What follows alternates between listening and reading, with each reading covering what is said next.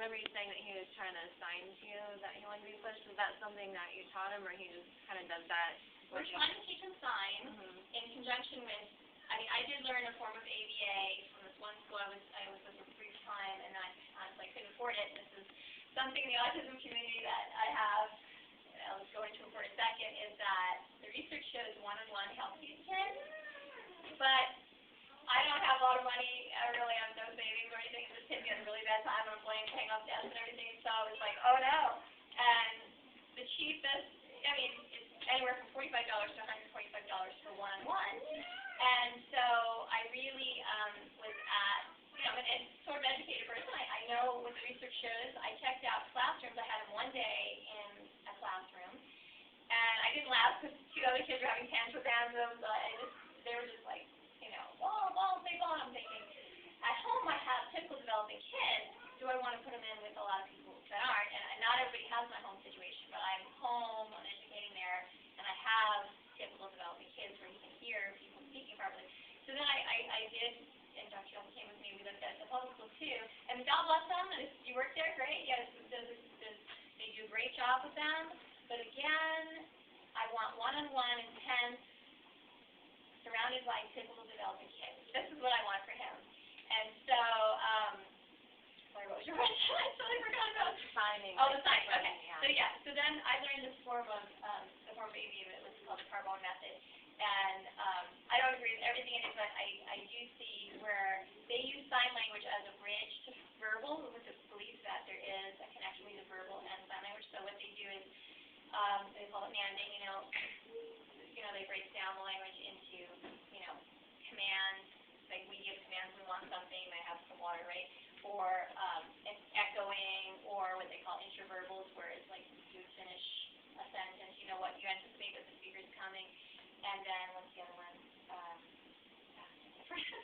But receptive language, when you hold up the vocabulary cards, is different. If I hold up candy, and he can say candy, it's different than him asking for it, because a lot of them will receptively say candy that they see on the flashcards, but they will not ask for it, what they call demand for it. It's really weird. It's like a different part of the brain.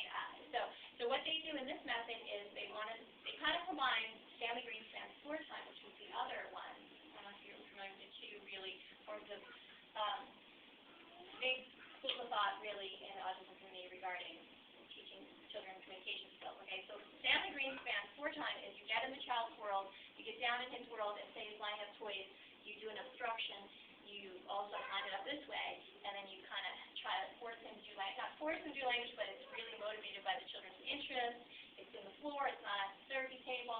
And then the other thing was the ABA, Ivar Lovis, kind of at the therapy table, the child kind of does a, you know, mechanical type of back and forth. So the combination of Dr. Carbone tries to kind of combine those, and that method that I was taught was you get down in the world, like the 4 times, but use sign language. Okay, say that he wants the candy and he can't say candy.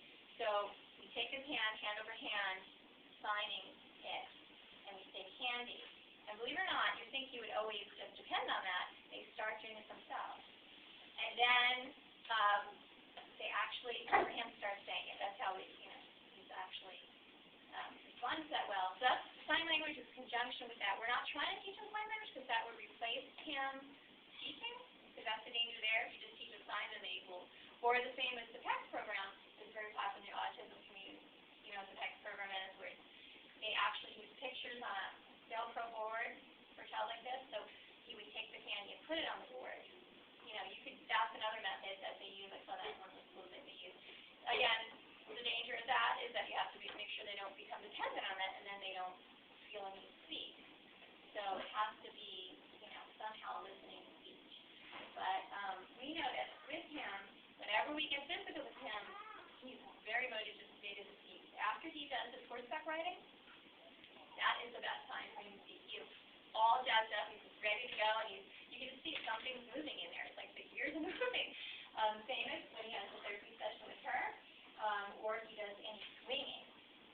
Now, a lot of these kids have, well, you know, the vestibular, all these things I'm sure you're learning. With me, what we see now is a desire for almost excessive physical movement, which I'm very happy to see. a swing, which I got a swing as a recommendation of Dr. Shelby, and so that's good. She said, well, I don't see as much as, and I'm telling you, that really saved us. The swing he's on every day, and he wants to be pushed forever on it, okay? He's just getting something out of that. Where the swing, he wants to go, and the swing, so he wants to go higher, and some of my kids push him so high, but he loves it. And after he does a swing session, he is very open to speaking. When he's been sedentary, and it's just, I've noticed this, and again, it's anecdotal, but I wish someone would do some research on this, because that's when, if you want to get him to is after he's really had a workout, sort of physical workout, really. So, I had a question on his sleeping schedule. Dr. Shelby said something about his sleeping with weighted blankets. that really helps him a lot. He has sleep problems like most autistic. They say 70% of autistic children have sleep problems. I went to see a biomedical doctor who wants to put on melatonin. We haven't done that yet. But the weighted blanket, I think, has done wonders for him. Because what he would do, he still sometimes does it, is 3 in the morning he'll wake up, turn on the light, he shares the light with his older brother, and there's one to the top bunk, the other to the bottom bunk, and he switches on the light, and I hear, Mom, he's up again. And we have to have a little gate because he would escape at night. He has no problem with darkness, and he would play in the dark and get into all kinds of trouble. So for his own safety, we have to have a toddler gate where he's actually gated in his room at night. Otherwise, he's everywhere. So, lately, now what I'm seeing is he won't go to sleep till 1 in the morning a lot of times. And this is this week, he's really having some. And usually sleeps from 8 or 9 at night to 7 in the morning. That's kind of simple. But he just seems to, they seem to need less sleep. What I think is their brains are just not right, so it's just like waking them up at night or something.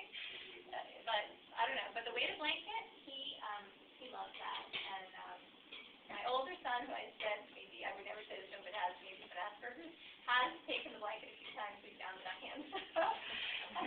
So he's like, I love this blanket. He told me the other day, please buy me one of these blankets. I'm about 30 cents or so. So it goes to your brother. So I think it feels like he's being hugged, and he feels more secure at night. But like I said, I think that they're kind of brain damaged in some ways, but he is a smart boy in his own right. Early on, he learned his ABCs. I taught both the twins their ABCs. My own soul and this is A, B, He seemed to not know, okay? He seemed to be out of it. But then one day, I saw him at this little chalkboard where he has ABCs, and ABC perfectly. He knew everything. I told him, he knows, and I wasn't believe it. I said, come, he knows everything. Gave him the cards, lined them up perfectly. So line them up frontwards, backwards. He can now count to 100. His twin is still having trouble counting to 20. She gets lost in the teens, and they're only 3, But you may have seen a video that she has where he just gives him cards, he'll line them up in number order properly. He doesn't forget things like that, He knows his numbers. He knows. Y'all hear him counting 51, 52, 53. I taught him this. He didn't produce it right away, but it's in there. So how much is he absorbing? I don't know. But now I teach phonics at this level. I started going A's, A's, Yusa, And his sister didn't quite get it, but I heard him say it the other day. So he's learning things that are age appropriate, but it's different kind of learning with that. And I don't know if you've ever, somebody just gave me Temple Brandon's book.